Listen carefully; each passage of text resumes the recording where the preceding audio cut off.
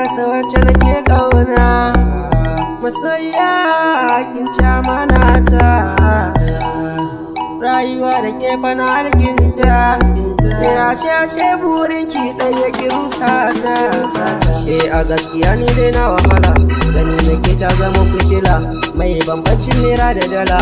Murna nake yi na samu kala, na so ta ba adadi a haka, a zuciyata ta zarce haka. Saboda ke yan matan mu duka, na rabu da su na biyo ki haka. Ni jiki da ruhi na baki duka, dan ki adana ki saka a daka.